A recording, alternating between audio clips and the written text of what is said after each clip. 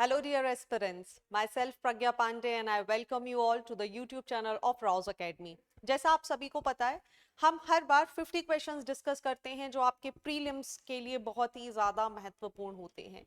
So, this is the part 2 of Economics Paper 1.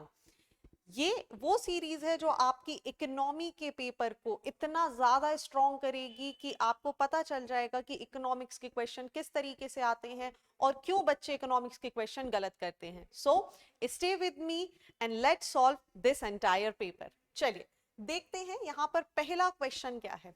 पहली बात की जा रही है, consider the following statement about the national banking financial companies. NBFCs के बारे में आपको करेक्ट स्टेटमेंट यहां पर देखना है. बोल रहे हैं all the NBFCs need to obtain a certificate of the registration from the reserve bank of India. No, they are the part of the payment and settlement system and can issue cheque drawn on themselves. Is it right or wrong? No, they cannot do it. ठीक है, they do not form any part of the payment. सो यहां पर ये हो जाएगा not. Third option बोल रहा है एक एनबीएफसी में engage in the business of the debenture issued by the government of India. Yes, totally correct. तो यहां करेक्ट आंसर हमें देखने मिलेगा ऑप्शन नंबर सी. ठीक है, चलिए आगे बढ़ते हैं नेक्स्ट क्वेश्चन की तरफ. Question number 52. बात की जा रही है about the sovereign gold bond scheme. ठीक है, बहुत महत्वपूर्ण हो जाती है सोवरेन गोल्ड बॉन्ड स्कीम. पहला ऑप्शन आपके सामने है स्क्रीन पर. बोल रहा है कोई भी व्यक्ति चाहे वो सिटीजन हो इंडिया का या नहीं हो can invest in the SGBs. Is it? No, they have to be the resident of India. क्या होना जरूरी है इन्हें? रेसिडेंट होना जरूरी है. तो ऑप्शन 1 तो हमारा यहां से क्या हो जाता है, एलिमिनेट हो जाता है. क्यों? क्योंकि यहां पर फेमा जो हमारी रेगुलेटरी बॉडी है फॉरेन एक्सचेंज के लिए, वो यहां पर रेगुलेट करती है कि any person they need to be what, इनको यहां पर होने की जरूरत है एटलीस्ट रेसिडेंट. दूसरी बात की जा रही है the interest on gold bond is taxable under the income tax act. ठीक है जी, सही है. इनकम टैक्स एक्ट 1961 बोल रहा है कि जो भी आपको इंटरेस्ट मिल रहा है एसजीबीस पर, ये क्या हो जाते हैं, टैक्सेबल होते हैं. सो ऑप्शन 2 हमारा यहाँ पे सही है. ऑप्शन 3 यहाँ पर बात कर रहा हूं, maturity of the gold bond may be redeemed in the Indian rupee और physical gold depending upon the choice of the investor. No, this is wrong. तो यहाँ पर करेक्ट आंसर हमें देखने के लिए मिल जाएगा ओनली ऑप्शन 2. ठीक है, चलिए आगे बढ़ते हैं नेक्स्ट क्वेश्चन की तरफ. Question number 53. देखिए क्वेश्चन नंबर 53 हमसे क्या बात कर रहा है, about the banking ombudsman scheme. ध्यान से समझिए. बैंकिंग ऑम्बुड्समैन हमें पता है वो व्यक्ति है, वो अथॉरिटी है जो क्या करेगी, किसी भी कस्टमर के जो डाउट्स हैं, जो शिकायतें हैं, उनको फ्री ऑफ कॉस्ट यहाँ पर सॉल्व करती हैं. तो लेट्स सी कि यहाँ पर करेक्ट ऑप्शन हमें क्या देखने के लिए मिलेगा. I have told you multiple times कि जब भी आप आंसर सॉल्व करेंगे सबसे पहले जो आप देखेंगे वो ये देखेंगे कि आपसे करेक्ट आंसर पूछा जा रहा है या फिर इनकरेक्ट आंसर पूछा जा रहा है. चलिए, बोल रहे हैं इसको अपॉइंट किया जाता है by the reserve bank of India, banking ombudsman को. Is it? Yes, Reserve bank of India से अपॉइंट करता है ताकि रेगुलेट किया जा सके, देखा जा सके किसी कस्टमर की प्रॉब्लम क्या है. ये कंसीडर करते हैं complaints about the mental agony and the harassment. बिल्कुल सही.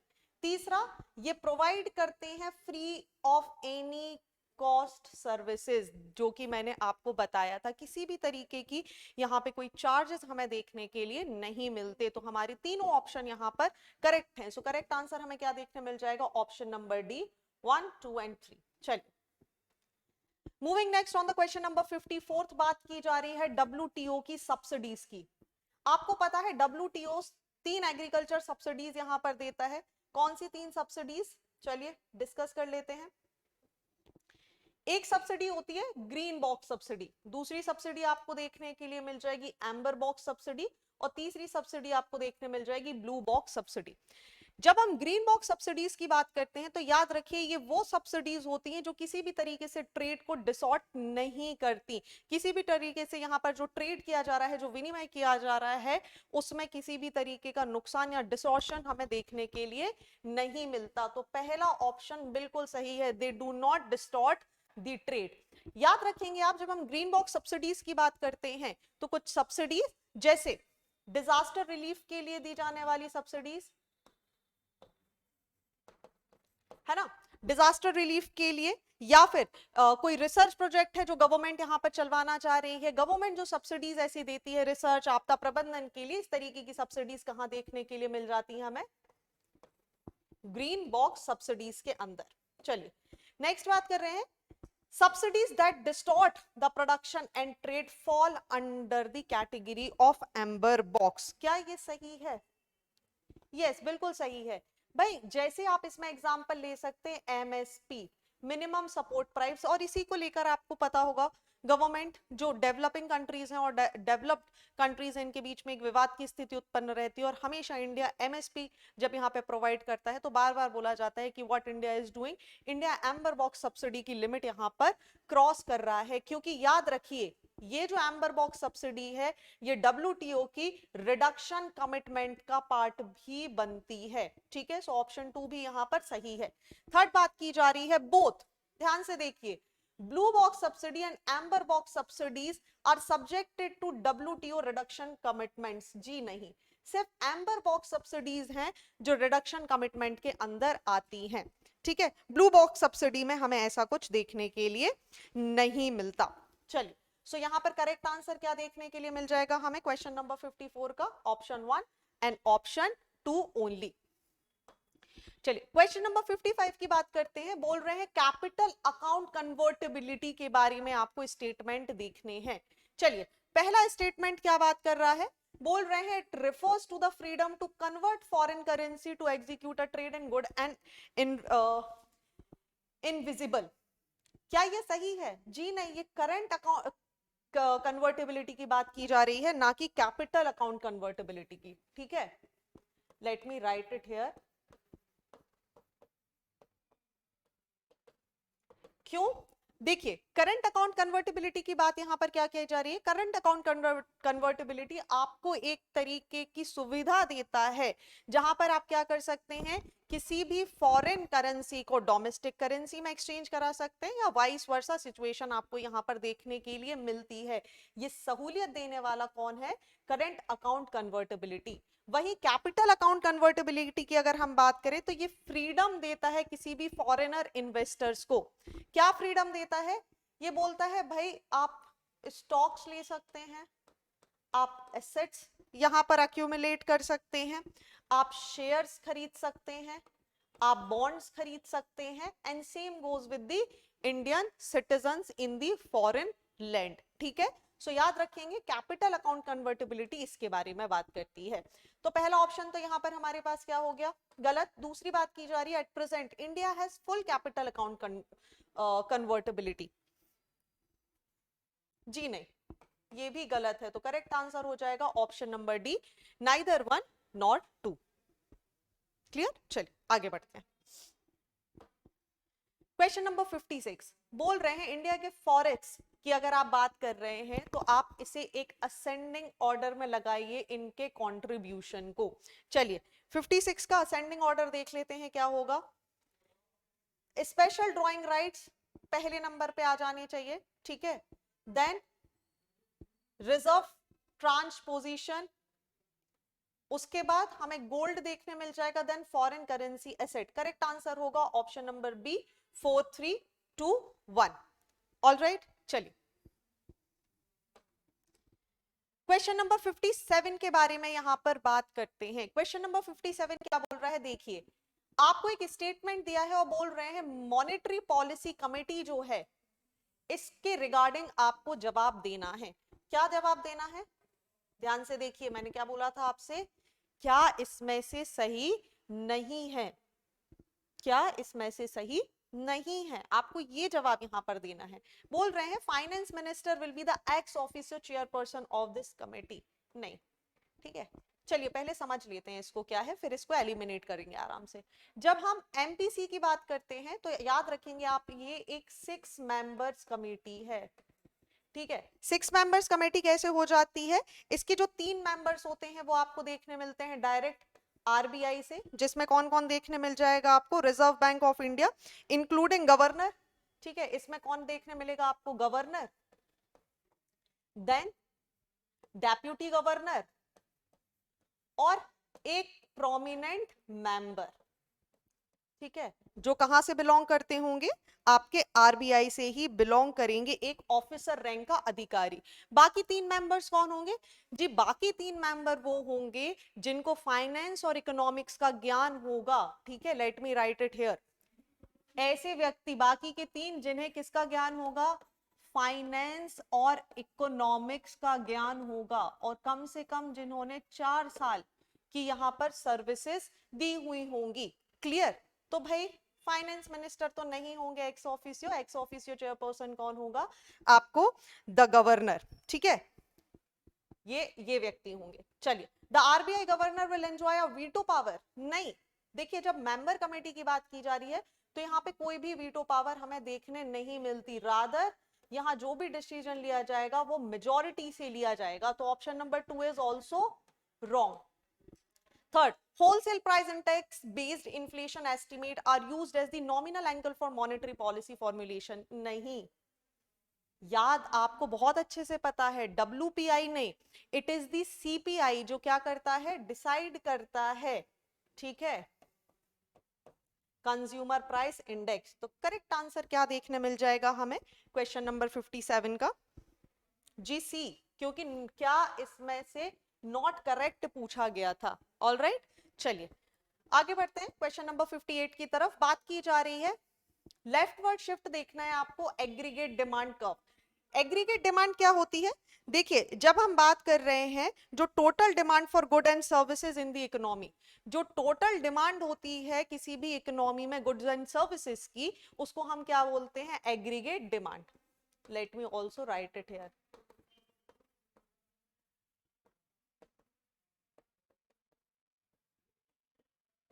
चलिए ठीक है, टोटल डिमांड हो गई गुड्स एंड सर्विसेज की। अब बोल रहे हैं इसमें से क्या है जो कर्व को लेफ्टवर्ड शिफ्ट दे देता है, ठीक है, increase in the imports,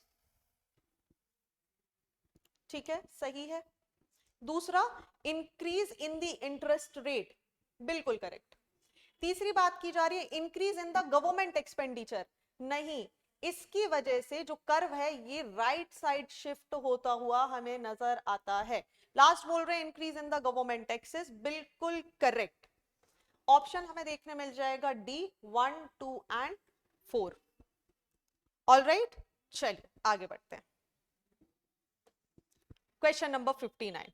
59 is talking about which of the following reports या indexes are published by the World Economic Forum. These reports are very important. आपसे डायरेक्टली पूछ लिया जाता है और हम कंफ्यूज हो जाते हैं कि पता नहीं कौन सी रिपोर्ट कौन रिलीज करता है। देखिए पहला ऑप्शन आपके सामने है global risk report, yes, world economic forum इसे रिलीज करता है। ग्लोबल कॉम्पिटिटिवनेस रिपोर्ट को भी यही रिलीज करते हैं, ह्यूमन कैपिटल रिपोर्ट को भी यही रिलीज करते हैं, और travel and tourism competitiveness report को भी यही रिलीज करते हैं। तो क्वेश्चन नंबर 59 का आंसर हमें क्या देखने के लिए मिल जाएगा, ऑप्शन नंबर डी, ठीक है। इसी तरीके से वर्ल्ड इकोनॉमिक फोरम के अलावा एक इंस्टीट्यूट हो जाता है हमारा वर्ल्ड बैंक, जिसकी रिपोर्ट्स भी बहुत महत्वपूर्ण हो जाती हैं, जैसे ईज ऑफ डूइंग बिजनेस, ठीक है, देन ईज ऑफ लिविंग की बारे में भी यहां पर बात हो जाएगी, ह्यूमन कैपिटल के बारे में भी हो जाएगी, और ग्लोबल इकोनॉमिक प्रोस्पेक्ट रिपोर्ट भी कौन निकालता है, हमारा वर्ल्ड बैंक रिलीज करता है। तो याद रखिएगा कौन से इंस्टीट्यूशन कौन सी रिपोर्ट्स को यहां पे रिलीज करते हैं। चलिए क्वेश्चन नंबर 60 की बात करें तो बात की जा रही है ऐसी कौन सी कंडीशन है जो किसी भी मार्केट के लिए परफेक्ट कंपटीशन प्रोवाइड करती हैं। कौन सी कंडीशन हमें ऐसी देखने मिल जाएंगी जहां पे आपको मार्केट में एक परफेक्ट कंडीशन देखने मिल रही है कंपटीशन के लिए। क्या क्या कंडीशंस हमें देखने के लिए मिल सकती है, देखिए regulation to control price fluctuation, क्या इस कंडीशन में एक फ्री कॉम्पिटिटिवनेस हमें देखने के लिए मिलेगी? नहीं, है ना। रेगुलेशन होगा या प्राइस कंट्रोल, फ्लक्चुएशंस पे ज्यादा कंट्रोल अगर यहाँ पे देखने मिलेगा, तो इस स्थिति में आपको परफेक्ट कंपटीशन नहीं देखने मिल सकता। दूसरी बात की जा रही है एक लार्ज और होमोजीनियस मार्केट होगा। बिल्कुल यस, परफेक्टली फाइन, एक लार्ज और होमोजीनियस मार्केट होगा जहां पे कंपटीशन को बढ़ावा मिलता है। परफेक्ट इंफॉर्मेशन अवेलेबिलिटी, बिल्कुल करेक्ट। आपको पता है मार्केट में किस चीज की डिमांड है, क्या चाहिए, किस तरीके का क्या विक्रय होने वाला है, और appropriate way में a person can decide about the market competition। Fourth बात की जा रही है चीप एंड एफिशिएंट ट्रांसपोर्ट, बिल्कुल सही। किसी भी मार्केट में एक परफेक्ट कंपटीशन तभी होगा where they can get the perfect transportation, no matter. For example हमने इसको बना दिया 5 रुपए में, लेकिन ट्रांसपोर्टेशन कॉस्ट ही सिर्फ 10 रुपीज अकेली है, देन ये चीप नहीं है, कंपटीशन नहीं हो पाएगा मार्केट में। क्यों? क्योंकि दूसरी जगह someone is producing the same pain in 5 rupees और उनका जो इसको लॉजिस्टिक में इसका जो चार्ज लग रहा है दैट इज ओनली 4 रुपीज, तो 5 और 4 उनको सिर्फ ये 9 रुपए का पड़ेगा, वही हमको इसका कॉस्ट इसका डबल और ट्रिपल पड़ जाएगा, राइट। तो यहाँ पर करेक्ट आंसर हो जाएगा 2, 3, 4 जो हमें देखने मिलेगा ऑप्शन नंबर सी में। चलिए आगे बात करते हैं यूके सिन्हा कमेटी। बिना सोचे आपको इसका आंसर मुझे दे देना है। बताइए यूके सिन्हा कमेटी को क्यों लाया गया था, किसके संबंध में? जी हाँ, एमएसएमई सेक्टर, एमएसएमई सेक्टर के लिए इनको लेकर आया गया था। डायरेक्टली देखने के लिए हमें मिल रहा है क्वेश्चन नंबर 61। ठीक है, क्या बोल रहे हैं? इकोनॉमिक और फाइनेंशियल सस्टेनेबिलिटी।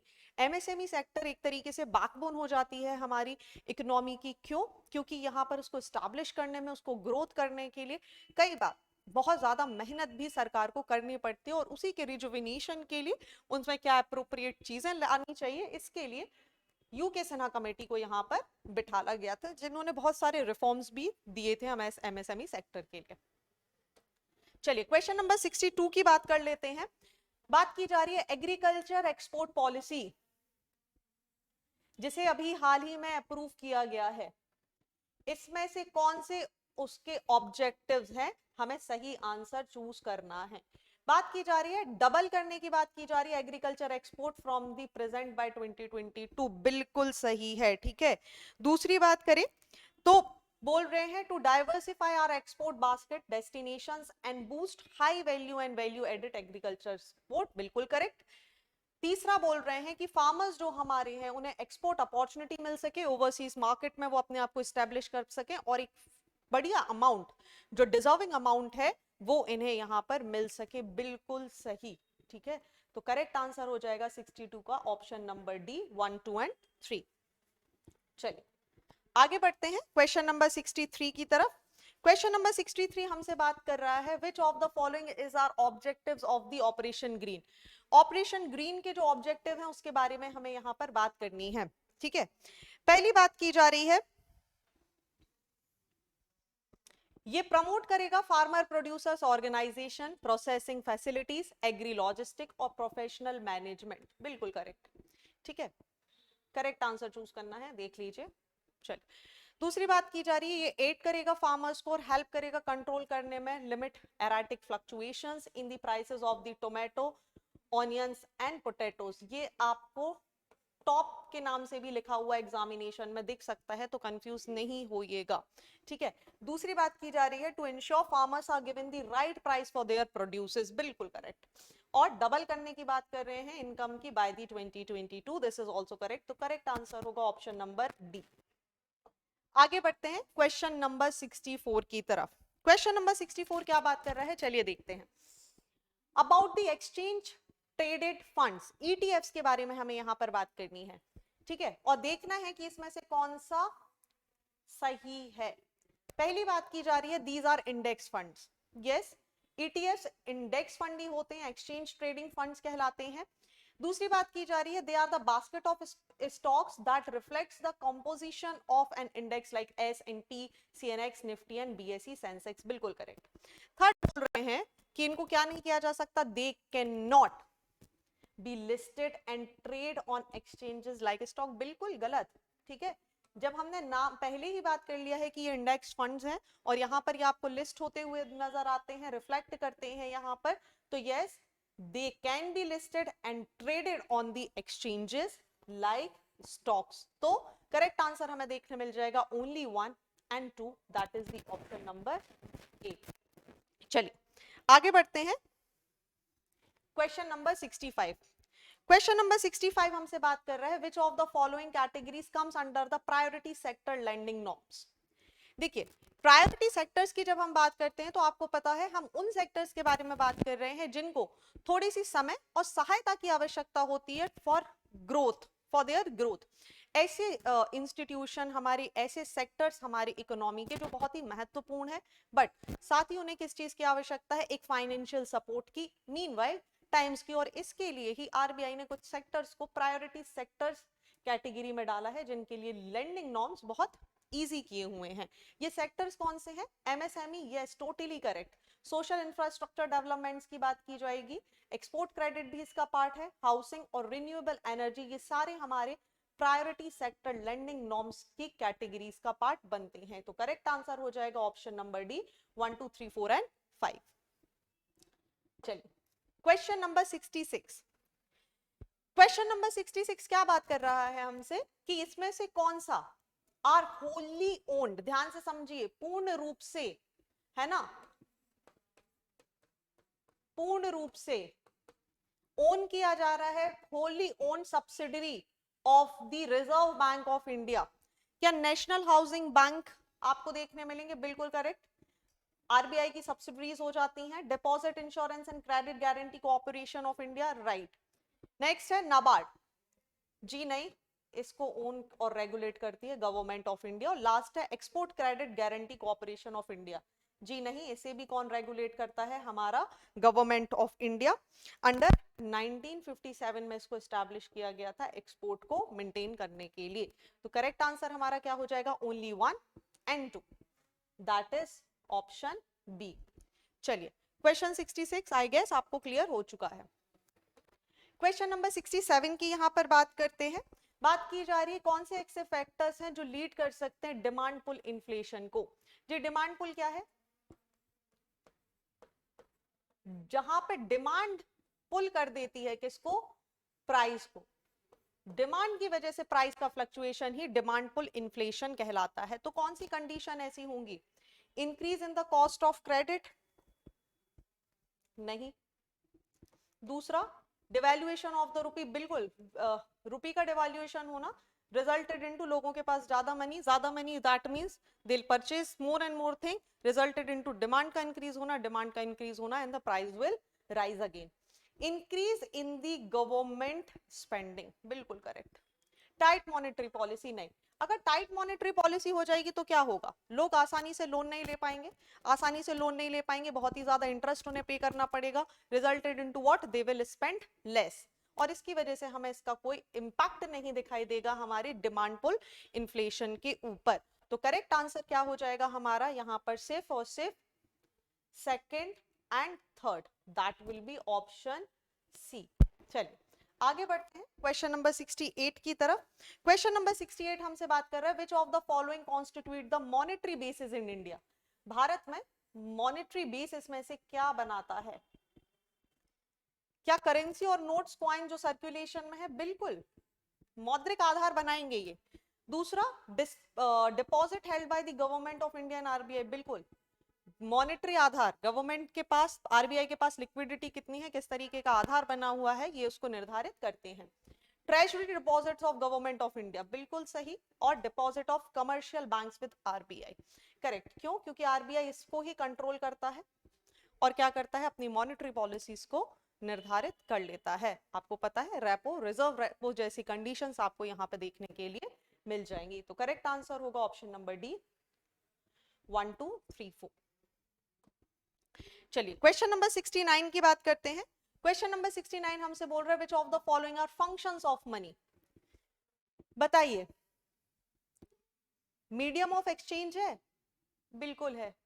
क्यों मीडियम ऑफ एक्सचेंज क्यों हो जाती है हमारी मनी? यहाँ पर देखिए बार्टर सिस्टम नहीं है ना, एक यूनिट प्रोवाइड कर रहा है, एक वैल्यू प्रोवाइड कर रहा है कि भाई this is the particular good and this is the particular service. इसके बदले में आपको क्या कर रहे हैं? जब आप एक्सचेंज कर रहे हैं तो इतना पर्टिकुलर अमाउंट आपको प्रदान किया जा रहा है। तो पहला अकाउंट सही है। दूसरी बात की जा रही है यूनिट ऑफ अकाउंट, ठीक है, यूनिट ऑफ अकाउंट क्या होगा? बिल्कुल सही, ये यूनिट ऑफ अकाउंट है ना। आप यहाँ पे वैल्यू निर्धारित कर सकते। तीसरा बोल रहा है facilitating double coincidence of the bonds, नहीं, ये तो भाई बार्टर सिस्टम की खासियत है ना। डबल कोइंसिडेंस ऑफ बॉन्ड्स क्या होता है? जहां पर दोनों के लिए एक ही समय पर एक जैसी चीजों की आवश्यकता और वो एक्सचेंज करके एक दूसरे से सामान ले सकते हैं। For example, there is a person A, there is a person B. A को गेहूं की आवश्यकता है, बी को चावल की आवश्यकता है, दोनों के पास दोनों चीजें अवेलेबल है। ए जाएंगे बी के पास और क्या बोलेंगे, भाई मेरे को चावल दे दो। बी बोलेगा ठीक है, मेरे को तो गेहूं चाहिए था, आप मुझे गेहूं दे दीजिए। सो this is the double coincidence of the want, जहां पे बार्टर सिस्टम आपको दिखाई देता है, कोई भी मौद्रिक एक्सचेंज नहीं होता है। ठीक है, लास्ट बात कर रहे हैं, act as an intermediate good, बिल्कुल करेक्ट। एक इंटरमीडिएट गुड की तरह काम करता है। क्या चीज चाहिए है, उसका पर्टिकुलर मूल्य क्या होगा, एक इंटरमीडिएशन हमें यहाँ पे दिखाई देता है। तो करेक्ट आंसर क्या हो जाएगा? 1, 2 and 4, that will be option number B. चलिए आगे बढ़ते हैं क्वेश्चन नंबर 70th की तरफ। बोल रहे हैं ऐसा कौन सा इंस्ट्रूमेंट है मॉनेटरी पॉलिसी का जिसे यूज किया जाता है by the reserve bank of India, बताइए। Open market operation, correct. Then bank rate policies, बिल्कुल correct. Varying reserve requirements, correct. Public डेप्ट मैनेजमेंट, जी नहीं। यहां पर आप एक ऑप्शन और देख सकते हैं, दैट इज स्टेरलाइजेशन, है ना। और इसी के साथ हमारा आंसर हो जाएगा ऑप्शन नंबर सी। चलिए आगे बढ़ते हैं क्वेश्चन नंबर 71 की तरफ। क्वेश्चन नंबर 71 हमसे क्या बात कर रहा है?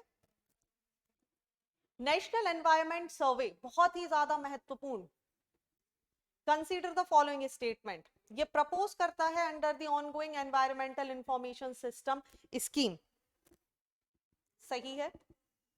ये इसका ऑब्जेक्टिव है, ये असेस करेगा कार्बन सिक्वेस्ट्रेशन को, potential of all the district across the country, बिल्कुल करेक्ट। तीसरी बात की जा रही है कि it will rank all the district of our country based on their environmental performance. जी हाँ, ये देखेगा कि भाई सॉइल की क्वालिटी क्या है, वाटर कंडीशन क्या है, एयर क्वालिटी यहाँ पर क्या देखने के लिए मिल रही है।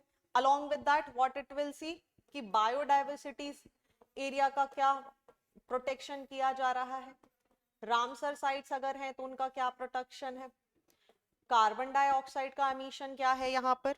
Along with that it will also see कि सॉलिड और सॉलिड वेस्ट मैनेजमेंट कैसा है, ई वेस्ट मैनेजमेंट कैसा है। इसी के आधार पर ये जितनी भी डिस्ट्रिक्ट है उन्हें क्या करेगा, यहाँ पर एक रैंकिंग प्रोवाइड करेगा। क्लियर? चलिए तो क्या यहाँ पर आंसर हो जाएगा? तीनों ही सही है, ऑप्शन नंबर डी 1, 2 and 3। चलिए आगे बढ़ते हैं। विच of the following best describes the lenders of the last resort, है ना, लास्ट होप, बताइए। इसमें से रिजर्व बैंक के ये सारे ही रोल हैं, लेकिन इसमें से कौन सा ऐसा रोल है जो इसके लास्ट रिजॉर्ट के रोल को डिफाइन करता है बहुत अच्छे से? Government deficit financing through RBI, okay. Sterilisation by RBI, बिल्कुल इसका फंक्शन है। RBI acts as the banker of banks and RBI prints money in the case of deficit, बिल्कुल। लेकिन ये जो पॉइंट है ना, ये क्या डिफाइन करता है इसके लास्ट रिजॉर्ट को? कैसे? मान के चलिए एक बैंक है जिनकी फाइनेंशियल कंडीशन यहाँ पर गड़बड़ा जाती है। Now what will happen, they will seek for the money. अब अगर यहाँ पर इनको पैसे नहीं मिल पाएंगे, then what they will do, they will seek the help of RBI and RBI comes as the last resort for these bank। क्यों? क्योंकि आरबीआई को दोनों को प्रोटेक्ट करना है, बैंक को भी प्रोटेक्ट करना है, और बैंक में जिन कंज्यूमर्स, जिन व्यक्तियों के खाते हैं, जो उनका अमाउंट यहाँ पर डिपॉजिट है, उसे भी सिक्योर करने की रिस्पॉन्सिबिलिटी किसकी हो जाती है? हमारे रिजर्व बैंक ऑफ इंडिया की। तो यहाँ पर ये वर्क करते हैं एज दी लास्ट रिजॉर्ट। चलिए क्वेश्चन नंबर 73 की बात कर लेते हैं। 73 हमसे बोल रहा है consider the following statement about the national rural economic transformation project, NRETP के बारे में हमें बात करनी है। क्या इसमें से करेक्ट है? It would undertake with loans assistance from the Asian development bank, क्या ये एशियन डेवलपमेंट बैंक से लोन लेगा? नहीं, ये लेने वाला है लोन वर्ल्ड बैंक से, ठीक है, वर्ल्ड बैंक से लोन लेगा। दूसरी बात की जा रही है, under this project will be taken to enhance the livelihood and financial inclusion. Is it right और रॉन्ग? बिल्कुल सही है, फाइनेंशियल इंक्लूजन की बात कर रहा है, एनहेंस करने की बात कर रहा है लाइवलीहुड को थ्रू द इनोवेटिव प्रोजेक्ट। और यहीं पर ये आपको देखने मिल जाएगा, ये किसकी सहायता से किया जा रहा है? वर्ल्ड बैंक की सहायता से किया जा रहा है। तो ऑप्शन यहां पर सही क्या होगा? Only 2, option number B. चलिए क्वेश्चन नंबर 74 की बात करते हैं। बोल रहे हैं ह्यूमन कैपिटल इंडेक्स इसका कंपोनेंट है, is are the main components. Human capital index के 3 कंपोनेंट्स होते हैं। एक तो ये याद रखिएगा, पहले बोल रहे हैं पर कैपिटल इनकम, जी नहीं। एडल्ट सर्वाइवल रेट्स, बिल्कुल correct. Rate of stunting for the children under 5 years of age. देखिए survival, expected year of quality and health environment, ठीक है, सर्वाइवल, एक्सपेक्टेड ईयर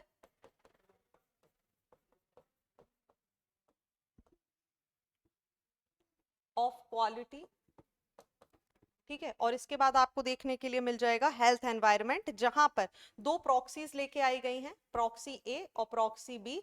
प्रॉक्सी ए किसके बारे में बात कर लेती है?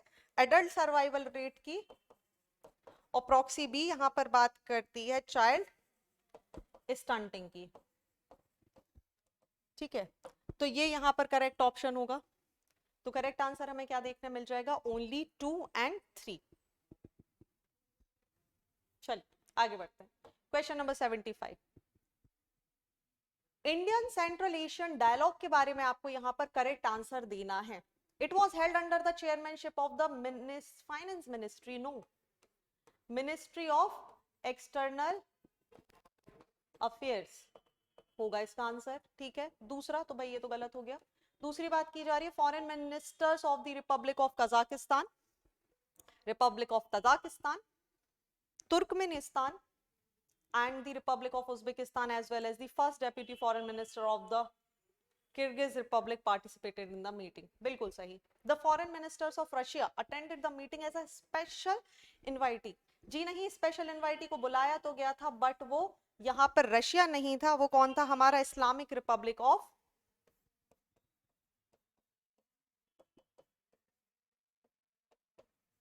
अफगानिस्तान, ठीक है, वो था हमारा अफगानिस्तान, है ना। फोर्थ पॉइंट बात कर रहा है, it emphasise the settlement of Afghan conflict on the principle of Afghan led, Afghan owned and Afghan controlled peace process. बिल्कुल सही, इसी शर्त पर अफगानिस्तान यहाँ पर आने के लिए तैयार हुआ था। तो करेक्ट आंसर हमें क्या क्या देखने मिल जाएंगे? Option number 2 and option number 4, which is option C. चलिए आगे बढ़ते हैं क्वेश्चन नंबर 76 की तरफ। देखिए बुद्धिस्ट सर्किट डेवलपमेंट के बारे में बात की जा रही है और यहां आपको चूज करना है करेक्ट आंसर। आपको याद होगा स्वदेश दर्शन, ठीक है, स्वदेश दर्शन स्कीम के अंदर क्या किया जा रहा है? थीम बेस्ड प्रोजेक्ट्स को यहां पर डेवलप किया जा रहा है, और इसीलिए बात की जा रही है बुद्धिस्ट सर्किट डेवलपमेंट की। करेक्ट आंसर क्या होगा? मध्य प्रदेश में डेवलप हो रहा है, बिल्कुल सही। उत्तर प्रदेश, बिहार, असम इसका पार्ट नहीं है। यहां पर आपको गुजरात देखने मिल सकता है और आंध्र प्रदेश फर्स्ट फेज में। अभी इतनी ही जगहों को यहां पर सिलेक्ट किया गया है। तो करेक्ट आंसर होगा 1, 2 एंड 3। चलिए आगे बढ़ते हैं क्वेश्चन नंबर 77 की तरफ। Nigerian novelist Abdulrazak Gurnah won the 2021 Nobel prize in literature. नहीं, देखिए ये नाइजीरियन तो नहीं थे, ये तंजानिया से बिलोंग करते थे, ठीक है। तो ऑप्शन 1 रॉन्ग हो जाता है। ऑप्शन 2 किस बारे में बात कर रहा है? The 2020 Nobel prize in literature was awarded for the British poet Louise Glück. जी नहीं, ये ब्रिटिश नहीं है, ये है American. So far as 170 people have been recognized for their literary creation by the Academy, of which 16 are of them women. Is it right? बिल्कुल सही। तो हमारा सही आंसर क्या हो जाएगा? Option number 3 only. चलिए आगे बढ़ते हैं 78. Prohibition of child marriage act 2006 aim to eradicate child marriage, बिल्कुल सही, एक्ट का ईयर भी सही दिया है तो पहला ऑप्शन सही है. प्रोटेक्शन ऑफ मैरिटल रेप, ठीक है, to the children, child marriages is available in India, नहीं. याद है आपको, independent case versus union of India, ठीक है, वर्सेस यूनियन ऑफ इंडिया 2017 बोलता है कि हम किसी भी तरीका का कोर्ट रिफ्यूज करती है कि वो एक्सटेंड नहीं करेगी protection of marital rape to the child marriage. Very very important. Marriage is a state subject, नहीं, देखिए ये इतने ही शब्द समझ के आपको क्लियर हो गया, इट इज अ कॉन्करेंट, है ना, 7th शेड्यूल में है, बिल्कुल सही, लेकिन कॉन्करेंट लिस्ट का सब्जेक्ट है, तो यहाँ पे सिर्फ एक ही ऑप्शन सही है, which is the D, option number 1 only. चलिए 79th की यहां पे बात करते हैं. क्वेश्चन नंबर 79 हमसे बात कर रहा है सर सैयद अहमद खान के बारे में, इसमें से करेक्ट ऑप्शन आपको चुनना है. He was against religious intolerance, ignorance and the irrationalism, बिल्कुल सही. पर्दा प्रथा, पॉलीगैमी और इजी डाइवोर्स जैसी चीजों को डिनाउंस करेंगे, बोलेंगे ये गलत है, और इसी की वजह से आपको क्या देखने मिल रहा है, थोड़ा सा डेरिग्रेटरी सिस्टम आपको देखने मिल रहा है इस्लाम में. तीसरा बोल रहे हैं एक मैगजीन का फाउंड करेंगे जिसका नाम है तहजीबुल अखलाक, एक सोशल रिफॉर्मर मैगजीन है जो सोशल रिफॉर्म्स के बारे में बात की जाती है और इंग्लिश में इसको प्रिंट किया जाता था. तो तीनों ऑप्शंस हमें यहाँ पर सही देखने के लिए मिल जाएंगे. अलॉन्ग विद दैट आपको पता होगा जब हम सर सैयद अहमद खान की बात करते हैं तो हमें नहीं भूलना चाहिए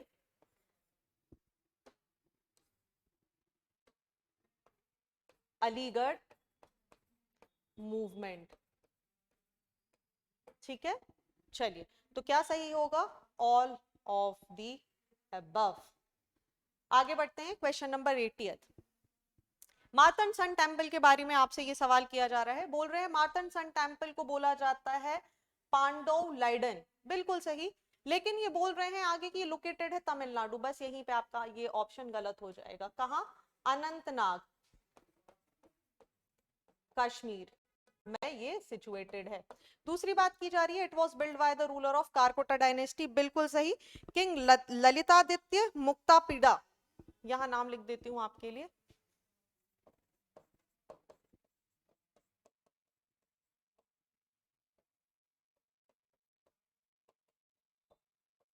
ये कारकोटा डायनेस्टी से संबंध करते थे और इन्होंने एक टेम्पल यहाँ पे बनवाया मार्तंड, जो मतलब ही होता है जिसका सन के लिए डिवोट किया हुआ, सूर्य भगवान के लिए इसको डिवोट करा हुआ बनाया था. तो क्या यहाँ पे सही होगा, केवल ऑप्शन नंबर 2. चलिए आगे बढ़ते हैं क्वेश्चन नंबर 81 की तरफ. 81 बात कर रहा है हमसे सेंट्रल एशियन फ्लाईवेज के बारे में, CAF के बारे में. क्या होता है जी सेंट्रल एशियन फ्लाईवे? देखिए आपको पता है जब बर्ड्स हैं जो वो माइग्रेट करती हैं तो उनका एक स्थान निश्चित होता है कि वो एक पर्टिकुलर रास्ते से दूसरे रास्ते जाएंगी, ब्रीडिंग करेंगी, माइग्रेट करेंगी and then they will come back. तो there are so many ways जिसके थ्रू ये बर्ड्स हमारे ट्रैवल करती हुई नजर आती हैं, इन्हीं को हम क्या बोलते हैं, फ्लाईवेज. इंडिया की जब हम बात करते हैं तो इंडिया फॉल करता है सेंट्रल एशियन फ्लाईवे में, लेकिन इंडिया के साथ ही आपको देखने के लिए मिल जाएगा अफगानिस्तान इसका पार्ट और रशिया इसका पार्ट, लेकिन मलेशिया और इंडोनेशिया इसका पार्ट नहीं है. ठीक है, तो करेक्ट आंसर हमें क्या देखने के लिए मिलेगा, option number C, 1 and 4 only. चलिए 82 की बात करते हैं. बात की जा रही है COP26 United nation climate change conference will be held in Switzerland, नहीं, ग्लासगो, ये ग्लासगो में है. ठीक है, दूसरा पहली जो कॉन्फ्रेंस है COP1 उसको हेल्ड किया गया था 1995 में, बिल्कुल सही, लेकिन यूएसए में नहीं किया गया था जी, इसे किया गया था बर्लिन में. ठीक है, चलिए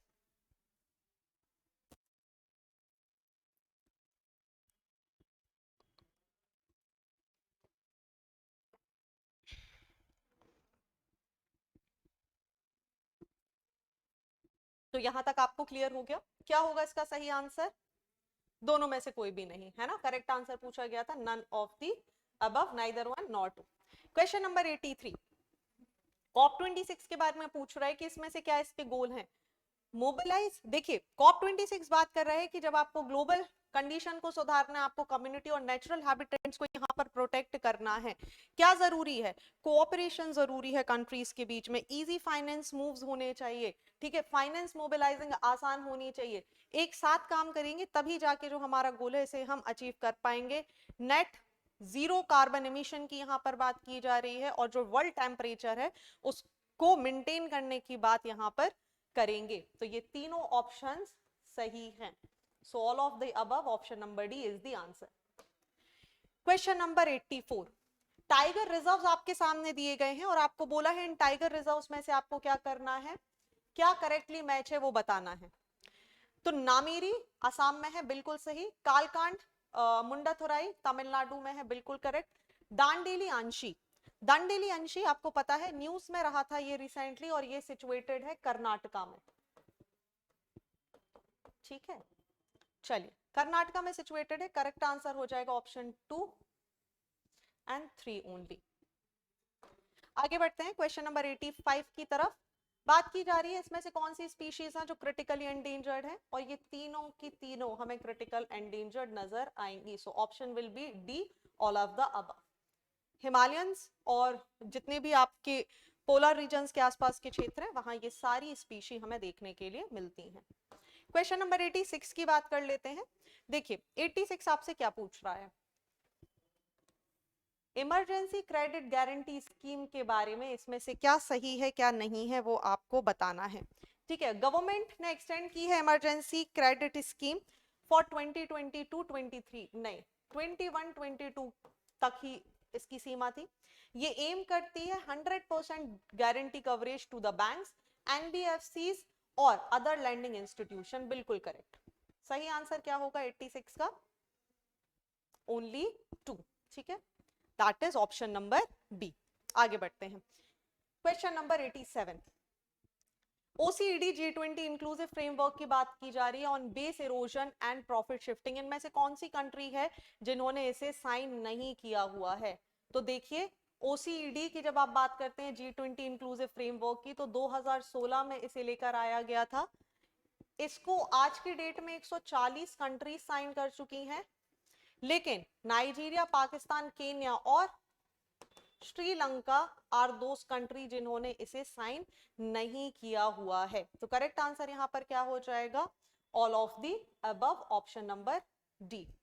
चलिए question number 88, FEO fugitive economic offenders की बात की जा रही है 2018 एक्ट के अनुसार। इसमें से कौन से व्यक्ति होंगे जिन्हें आप क्या बोलेंगे, फ्यूजिटिव इकोनॉमिक ऑफेंडर्स बोलेंगे? ऐसे व्यक्ति जो भाई भारत एक इन्होंने क्राइम किया है, गबन किया है, ठीक है, चाहे मनी लॉन्ड्रिंग हो, काउंटर फिटिंग्स की बात कर ली जाए, ऐसी कोई भी काम किया हो जिसमें ये जो पूरा गबन है, ये जो पूरी हरकत है, ये एटलीस्ट कितने से ऊपर जाएगी आपकी 100 करोड़ कम से कम इसकी सीमा होगी। ऐसा कार्य करके भारत छोड़ के भाग गए हैं ताकि उन्हें क्रिमिनल प्रोसिक्यूशन में या प्रोसीजर्स में नहीं फंसना पड़े, बिल्कुल करेक्ट। दूसरी बात कर रहे हैं अब्रॉड भाग गए हैं, लेकिन जब इनको समन किया जा रहा है that you have to be here, आप आइए और आपके खिलाफ यहाँ पर क्या होनी, कार्यवाही हो रही है, उसका पार्ट बनिए, तो ये मना कर देंगे कि हम नहीं आ रहे, तो ये भी करेक्ट हो जाएगा, ठीक है। चलिए तो याद रखिए चेक डिसऑनरिंग के मामले, डिफ्रॉड क्रेडिटर्स के मामले, मनी लॉन्ड्रिंग, काउंटर फिटिंग जैसे सारे जो केस हैं वो किस में इन्वॉल्व हो जाते हैं, एफईओ 2018। तो करेक्ट आंसर होगा option number C, both 1 and 2। Question number 89 की बात करते हैं। 89 में हमसे क्या पूछा जा रहा है, देखिए एक्सटर्नैलिटीज के बारे में बात करना है, ठीक है। 89 बोल रहा है कि it can be both positive और नेगेटिव, बिल्कुल सही है। ये एक इस तरीके का बेनिफिट है जिसे कॉज किया गया है by the producer, but it is not financially incurred, बिल्कुल करेक्ट। तो option number C, both 1 and 2 are right. Question number 90 की बात करते हैं। इसमें बोल रहे हैं national income from income method से जब निकाली जाती है तो किस विधि का यहां पर प्रयोग किया जाता है, that is factor income is considered, ठीक है। फैक्टर इनकम को कंसीडर किया जाता है, ये ऑप्शन गलत हो जाएंगे, ये सारे ऑप्शन गलत हो जाएंगे। फैक्टर इनकम की जब यहाँ पर हम बात कर रहे हैं तो इनकम मेथड को साथ याद रखेंगे आप, डिस्ट्रीब्यूटिव शेयर मेथड या फैक्टर पेमेंट मेथड भी बोला जाता है। डिस्ट्रीब्यूटिव शेयर मेथड या फिर फैक्टर पेमेंट मेथड भी इसको बोलते हैं। चलिए आगे बढ़ते हैं। क्वेश्चन नंबर 91 बात की जा रही है कि WHO is aiming to eliminate the most deadly form of the meningitis by 2025. नहीं, it's 2030। मेनिंजाइटिस एक डेंजरस इन्फ्लेमेशन है जो कि आपकी मेम्ब्रेन्स के सराउंडिंग हो जाता है ब्रेन के, और साथ ही साथ आपका जो नर्वस सिस्टम है उसको डैमेज करने लगता है, आपके स्पाइन्स को भी इम्पैक्ट करता है। तो जी हाँ, ये सही है। एक टिपिकल बैक्टीरिया वायरल इन्फेक्शन हो जाता है। आपने नाम सुना होगा जब आप मेनिंजाइटिस की बात करते हैं, मस्तिष्क ज्वर हमारे सामने आता है। It can also cause the permanent और as well as the partial, क्या देखने के लिए मिल सकता है आपको कि किसी भी व्यक्ति में, ठीक है, विकलांगता आपको यहाँ पर देखने के लिए मिल सकती है। पैरालाइज्ड ये व्यक्ति यहाँ पर कई बार हो सकते हैं। Even it can cause the death also. तो करेक्ट आंसर क्या हो जाएगा? Only 2 and 3 which is the option number B. Question number 92 की तरफ बात करते हैं। वन हेल्थ कॉन्सोर्टियम को लॉन्च किया है मिनिस्ट्री ऑफ होम अफेयर्स ने। जी नहीं, इसको किया है डिपार्टमेंट ऑफ बायोटेक्नोलॉजी। ठीक है, डिपार्टमेंट ऑफ बायोटेक्नोलॉजी के द्वारा इसे क्या किया गया है, यहां पर लॉन्च किया गया है। तो पहला ऑप्शन है गलत। ये क्या कर रहा है, ये बोल रहे हैं कि हम जितनी भी जूनोटिक डिसीज है, anti microbial resistant, food safety, food security, इन सब को एक ही पैरामीटर के अंदर लेके आएंगे और यहाँ पर जज करेंगे। बिल्कुल करेक्ट। साथ ही बात कर रहे हैं जो हमारी अप्रोच होगी वो क्या करेगी, रिकॉग्नाइज करेगी कि लोगों की कंडीशन कैसी है, और इसे रिकॉग्नाइज करने के लिए सिर्फ हम ह्यूमन हेल्थ नहीं, हम एनिमल हेल्थ और एनवायरमेंट हेल्थ को भी देखेंगे। क्योंकि आपको याद होगा कोविड-19 दैट वाज अ जूनोटिक, है ना, माना गया है कि बैट की वजह से इसका ट्रांसफर यहाँ पर हुआ है। तो आपकी जो सोशल एनवायरमेंट है उसकी कंडीशन कैसी है, आपका पर्यावरण कैसा है, एनिमल्स को अगर कोई डिसीज है, तो इन सब को एक ही कैटेगरी के अंदर लेकर आया गया है। That is the one health consortium. तो option 3 is also correct. Correct answer देखने मिल जाएगा 2 and 3। क्वेश्चन नंबर 93 की तरफ मूव करते हैं। बात की जा रही है लूसी स्पेसक्राफ्ट की। ठीक है, 93 बोल रहा है कि it will travel the outer solar system during the course of 12-year mission. बिल्कुल करेक्ट। ये एक्सप्लोर करेगा एंशिएंट एस्ट्रॉइड्स को, जिनको हम ट्रोजन एस्ट्रॉइड के नाम से भी जानते हैं, और जो किसका सर्कल करते हैं, सन का सर्कल करते हैं। करेक्ट। ये स्पेसक्राफ्ट फ्लाई करेगा by one asteroid in the solar system's main belt and 7 Trojan asteroid. बिल्कुल correct. So option D is the right answer. Question number 94। 94 देखिए क्या बात कर रहा है हमसे। 94 बोल रहा है, इन स्टेटमेंट को देखिए क्या करेक्ट है या नहीं। मिनिस्ट्री ऑफ डिफेंस ने लॉन्च किया है जियोस्पैटियल एनर्जी मैप ऑफ इंडिया। जी नहीं, इसे लॉन्च किया है नीति आयोग ने। बहुत बहुत महत्वपूर्ण, ठीक है, स्टार मार्क लगा लीजिए। जियोस्पैटियल एनर्जी मैप क्या करेगा, एक यूजफुल प्लानिंग होगी जो हमें इन्वेस्टमेंट डिसीजन लेने में मदद करेगा, जो इस मामले में भी मदद करेगा कि क्या किया जाए, डिजास्टर मैनेजमेंट कैसे किया जाए by the using available energy assets. Option 2 and option 3 are also correct. तो करेक्ट आंसर हमें देखने मिल जाएगा ऑप्शन नंबर बी, 2 and 3। आगे बढ़ते हैं क्वेश्चन नंबर 95 की तरफ। ऐसी कौन सी गैस है जिसका सर्जरी एंड डेंटिस्ट्री में एक एनेस्थेटिक के रूप में और एक एनाल्जेसिक के रूप में, इफेक्ट के रूप में जिसका इस्तेमाल किया जाता है? करेक्ट आंसर आपको यहाँ पे चुनना है, और करेक्ट आंसर होगा nitrous oxide, option number C. चलिए क्वेश्चन नंबर 97 की तरफ चलते हैं कि रिसेंटली जो हमारे प्राइम मिनिस्टर हैं उन्होंने इंट्रोड्यूस किया है द पीएम गति शक्ति national master plan for the multi modal connectivity. बिल्कुल सही है। पीएम गति शक्ति की जब हम बात करते हैं तो जो हमारी लॉजिस्टिक कॉस्ट है इंडिया की, उसको कम करने की बात करता है, और जितनी भी मोड्स ऑफ ट्रांसपोर्टेशन है लॉजिस्टिक के हैं कनेक्टिविटी करने की बात करता है, ताकि जो टाइम है वो कम हो और यहाँ पर कॉस्ट हमें कम देखने के लिए मिल जाए। साथ ही इंश्योर कर रहा है seamless movements of the goods and people and enhance the ease of living as well as the ease of doing business. बिल्कुल करेक्ट। करेक्ट आंसर क्या हो जाएगा? ऑप्शन नंबर 1 and 2, क्योंकि आपसे यहां पूछा गया है करेक्ट आंसर। 97 इंडिया ने रैंक किया है 101 in the global hunger index for 2021। Correct.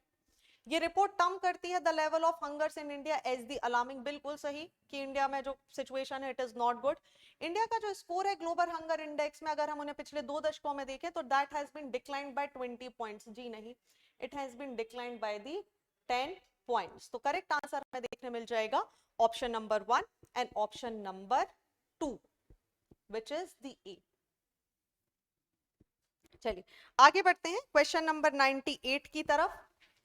बात की जा रही है इसमें से कौन से ऐसे इंडिकेटर्स हैं जिनको यूज किया जाता है ग्लोबल हंगर इंडेक्स स्कोर के रूप में। अंडर नरिशमेंट बिल्कुल करेक्ट, चाइल्ड वेस्टिंग और चाइल्ड स्टंटिंग भी यहां पर आ जाएगा, और मोर्टेलिटी रेट भी यहां पर आ जाएगी कि 5 साल के पहले कितने बच्चों की मृत्यु हो रही है, 5 साल तक कितने बच्चे जीवित रह रहे हैं, अंडर नरिशमेंट है क्या, माल न्यूट्रिशन की कंडीशन है क्या, ऐसे कितने बच्चे हैं जो अपनी एज के हिसाब से जिनका वजन सही नहीं है, या अपनी हाइट के हिसाब से जिनका वजन सही नहीं है, या जिनकी हाइट के हिसाब से उनका वजन हमें यहाँ पर नहीं देखने मिल रहा है। तो करेक्ट आंसर होगा all of the above. Question number 99 की बात करते हैं तो वर्ल्ड हेल्थ ऑर्गेनाइजेशन ने एक रिपोर्ट रिलीज करी है, ग्लोबल टीबी रिपोर्ट, बिल्कुल सही, ये वर्ल्ड हेल्थ ऑर्गेनाइजेशन रिलीज करता है। बोल रहे हैं इंडिया कंट्रीब्यूट करता है biggest drop in the detection of new cases, बिल्कुल सही, इंडिया के जो डिटेक्शन है नए केसेस के ये बहुत स्पीड में यहाँ पर डिक्लाइन हुए हैं। टीबी को रैंक किया गया है 13th leading cause of the death globally till 2020, नहीं 2019 तक तो ये था, लेकिन फिर आ गया आपका कोविड-19, है ना। तो करेक्ट आंसर हो जाएगा आपका option number 1 and 2, that is option A. So last question of the day, बात की जा रही है इंटरनेशनल सोलर अलायंस।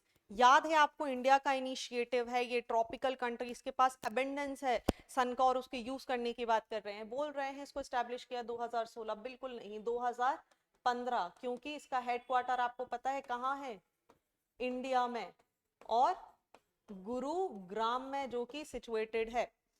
ये एक्सेलरेट करेगा deployment of solar technology, mobilise करेगा फंड्स को, सपोर्ट करेगा सस्टेनेबल डेवलपमेंट गोल को, और making the sun shine brighter, बिल्कुल सही।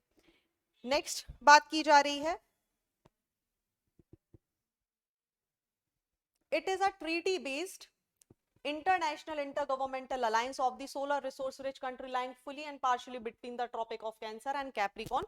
जैसा मैंने आपको बताया कि tropic of cancer and Capricorn के मध्य सिचुएटेड उन सारी कंट्रीज के बीच में ये एक अलायंस है जहां पर सन अबेंडेंस है, और माना जाता है कि यहाँ पे सन हमेशा आपको सनशाइन करता हुआ दिखाई देगा, या तो वो कभी ट्रॉपिक ऑफ कैंसर पे होगा या कैप्रिकॉर्न पे होगा, and because of that India propose the international solar alliance. तो करेक्ट आंसर हमें देखने मिलेगा option number B 2 and 3। So ये थे आज के हमारे 50 question related with the economy as well as some of the questions are relevant also with the current affairs. तो करना क्या है आपको, go through this video again and again. इसका पहला पार्ट ऑलरेडी अपलोड हो चुका है जिसकी लिंक आपको हमारे कमेंट सेक्शन में भी मिल जाएगी, और साथ में आई बटन पे भी आपको इसकी लिंक मिल जाएगी।